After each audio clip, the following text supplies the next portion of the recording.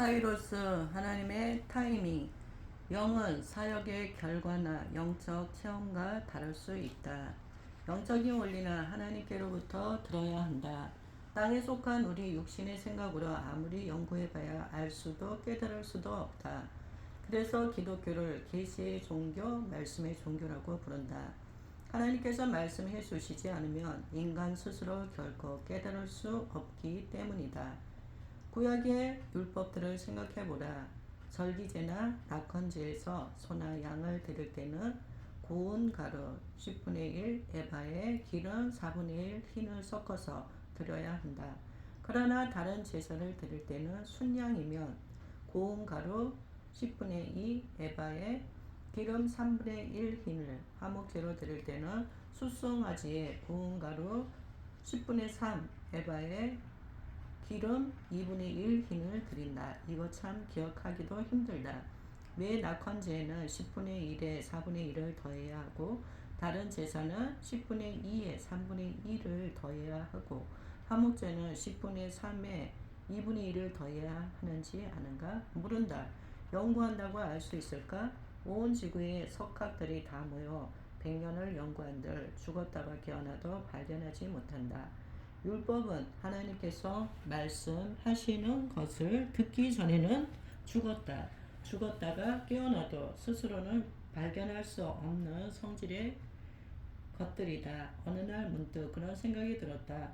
하나님께서는 왜 이런 식으로 율법을 정하셨을까? 간단하게 해주시지. 그러다가 깨달았다. 아, 영적인 진리가 어떤 성질의 것인지를 알려주시기 위해서구나. 맞다. 영적 세계에 보이지 않는 세계의 질서는 이 땅의 육신으로 연구해서는 알 수 없는 성질의 것들이다. 유일한 길은 듣는 것이다. 하나님께로부터 들어야 한다. 그것이 영적인 진리를 알게 되는 유일한 길이다. 세마 이스라엘, 들으라 이스라엘. 30번째 원리는 겉으로 보이는 열매나 영적인 체험이 있다고 해서 반드시 하나님이 기뻐하시는 하나님의 사람은 아니라는 것이다. 사도 바울이 이야기한다.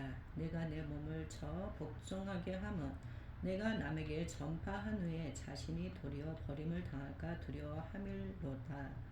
겉으로 보이는 사역의 열매가 많아도 나는 버림을 당할 수 있다. 전도를 많이 했어도 나는 영적인 사람이 아닐 수 있다. 헌금을 많이 해도 그것이고 영적인 것은 아닐 수 있다. 목사나 선교사로 평생을 살아도 그것과 영적인 것이 꼭 일치하지는 않는다. 겉으로 보이는 것들에 속지 말라. 영적인 것은 겉으로 드러나는 모양이나 결과와 꼭 일치하지 않을 수 있다. 영적인 체험도 마찬가지다. 형제들아, 나는 너희가 알지 못하기를 원하지 아니하노니 우리 조상들이 다 구름 아래에 있고 바다 가운데로 지나며 모세에게 속하여 다 구름과 바다에서 세례를 받고 다 같은 신령한 음식을 먹으며 다 같은 신령한 음료를 마셨으니 이는 그들을 따르는 신령한 반석으로부터 마셨음에 그 반석은 곧 그리스도시라. 그러나 그들의 다수를 하나님이 기뻐하지 아니하셨으므로 그들이 광야에서 멸망을 받았느니라. 이스라엘 백성은 걸어서 홍해를 건너고 하늘에서 내려오는 만나를 먹었다. 메추라기가 몰려와 음식이 되었고 바위에서 물이 솟아났다. 하나님께서 행하시는 수많은 기적을 체험했다. 그런데 하나님이 그들의 다수를 기뻐하지 않으셨고 그들은 광야에서 멸망했다. 영적인 체험을 한 것과 그 사람 자체가 영적인 것은 다르다. 체험이 많다고 꼭 영적인 것은 아니며 반대로 보이는 체험이 없다고 영적이 아닌 것도 아니다. 육체의 눈에 익숙한 우리는 보이는 것에 속는다. 겉으로 보이는 종교적인 것을 영적인 것으로 오해한다. 종교적인 것과 영적인 것은 다르다. 병을 고치고 기적을 일으키는 놀라운 능력을 행하지만 영적으로는 어린아이처럼 사람을 만나게 되도록 놀라지 말라. 영적으로는 어린아이인 사람을 만나게 되어도 놀라지 말라. 예언하면서 욕을 하거나 놀라운 집회를 인도하면서 뒤로는 간음을 저지르는 사람을 본다고 해도 실망하지 말라. 겉으로 보여지는 것과 그 사람의 영성은 다른 것이다. 그렇다면 진짜 영적인 것은 무엇일까?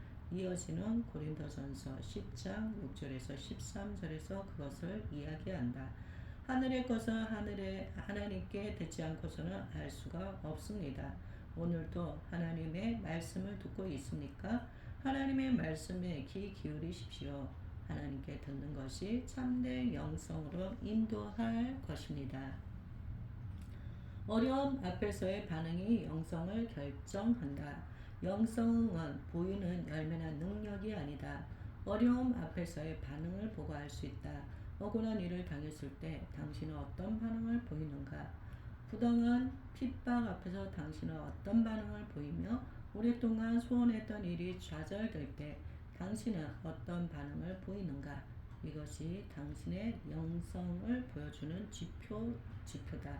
고린도전서 10장 6절에서 13절 말씀의 배경은 민수기다. 출애굽한 이스라엘 백성 앞에는 여러 가지 어려움과 시험들이 있었다. 수백만 명이 광야로 나왔는데 먹을 것도 마땅치 않았다. 만나를 주셨지만 그것도 하루 이틀이지 40년을 먹으려니 질렸다. 더욱 심각한 것은 물이다. 이 많은 사람이 마실 물을 광야 어디에서 구한단 말인가? 먹을 거, 마실 거, 질병의 위협, 육체의 필요, 감당할 수 없는 욕망들, 앞날에 대한 불안. 더욱 실망스러운 것은 약속의 땅에 가보니 적은 강대해 보인다. 마음이 볶였다. 하루도 편안할 날이 없다. 매일이 어려움의 연속이다. 이런 상황이 이스라엘 백성을 시험 들게 했다. 어려움 또는 시험 앞에서의 반응이 영적인 운명을 결정한다. 반응이라는 단어에 주목하라. 주어진 환경, 특별히 내 마음에 들지 않는 상황에 대해 어떻게 반응하는가? 이것이 우리의 영성, 즉 우리가 얼마나 영적인 사람인가를 결정한다. 그리고 이 영성이 우리의 운명, 하나님 앞에서의 미래를 결정한다. 하나님이 약속하신 축복을 받을 것인지 아니면 광야에서 멸망하여 죽을 것인지, 다시 말하며 지금 주어진 환경, 어려움과 시련 앞에서 당신이 어떻게 반응하는지를 잘 관찰하면 1년 뒤, 5년 뒤 당신이 영적으로 어떤 삶을 살고 있을지를 알 수 있다는 것이다. 불행하게도 이스라엘 백성들은 어려움 앞에서 잘못 반응함으로 말미암아 광야에서 멸망하고 말았다. 그러나 그들의 다수를 하나님이 기뻐하지 아니하셨으므로 그들이 광야에서 멸망을 받았느니라.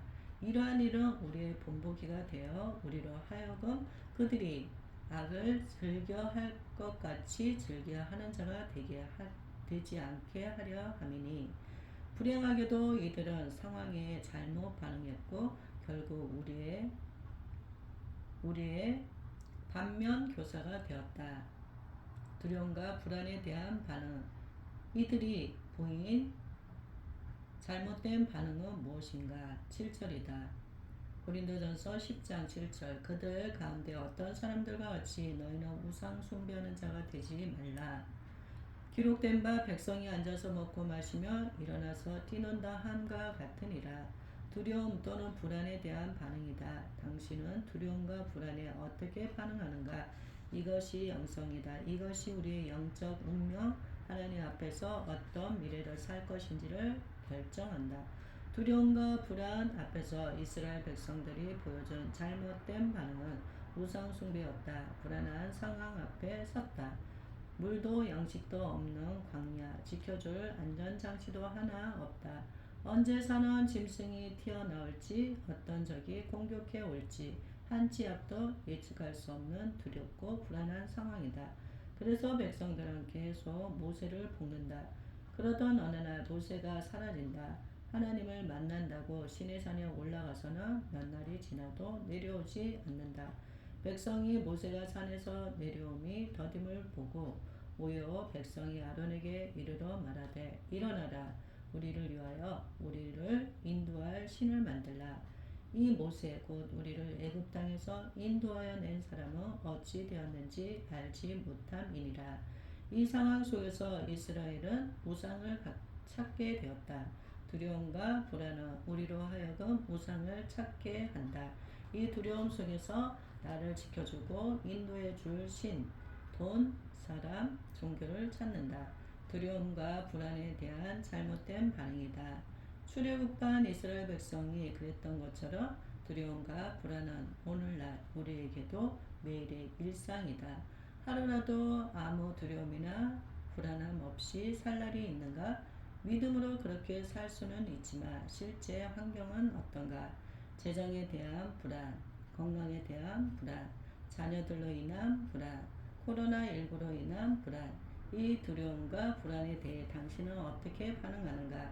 이 반응이 곧 당신의 영성이며 이 반응에 의해 당신의 영적인 미래가 결정된다. 육체의 욕구에 대한 반응. 두 번째 잘못된 반응의 본보기는 8절이다. 그들 중에 어떤 사람들이 음행하다가 하루에 2만 3천 명이 죽었나니 우리는 그들과 같이 음행하지 말자. 우리 육체에는 욕망이라는 본능이 있다. 배가 고프면 발동하는 식욕, 물건을 보며 올라가는 물욕, 사람들에게 인정받고 싶어하는 명예욕, 성적인 욕구인 성욕까지 다양한 욕망이 있다. 이런 욕구들이 모두 잘못된 것은 아니다. 그것은 몸에 속한 자연스러운 기능이다. 그러나 이런 욕구들에 어떻게 반응하는가는 우리의 선택이다. 예를 들어 배가 고프면 식욕이 올라온다. 그것은 우리의 선택이 아니다. 육신의 영양분이 필요하다는 신호일 뿐이다. 그러나 그 식욕을 따라 먹을지 말지 결정하는 반응은 우리의 선택이다. 그리고 이 선택에 따라 뚱뚱한 내가 될 것인지 아니면 날씬한 내가 될 것인지 우리의 미래가 달라진다. 8절에서 이야기하는 음행이라고 음행뿐만이 아니라 다른 육체의 욕구들에도 적용된다. 우리는 탁월한 육체의 욕구를 모두 따라서는 안 된다. 우리는 육이 보내는 신호, 본능이 아니라 영의 지배를 따라야 한다. 영이 육체의 욕구를 다스리는 사람은 영적인 사람이고 육체가 의지를 지배하는 사람은 육적인 사람이다. 예수님은 광야에서 마귀에게 시험 받으실 때 이 원리를 보여주셨다. 예수께서 대답하여 이르시되 기록되었을 때 사람이 떡으로만 살 것이 아니요 하나님의 입으로부터 나오는 모든 말씀으로 살 것이라 하였느니라 하시니 육체의 욕구 앞에서도 하나님의 말씀을 선택하는 것, 이것이 영적인 반응이다. 우리가 수도 없이 넘어지는 것이 바로 이 지점이 아닌가? 하나님 말씀도 알고 영적인 원리도 안다. 다 안다. 그러나 육체의 욕구가 일어나면 어떤가? 말씀이고 원리고 다 모르겠고 그냥 본능에 충실하지는 않는가? 그럴 때 영적인 미래는 어떻게 될까? 하루에 2만 3천 명이 죽었다. 당신이 본능에 대해 어떻게 반응하는지 잘 살펴보라. 그것이 당신 영성의 현 주소다. 그리고 미래다.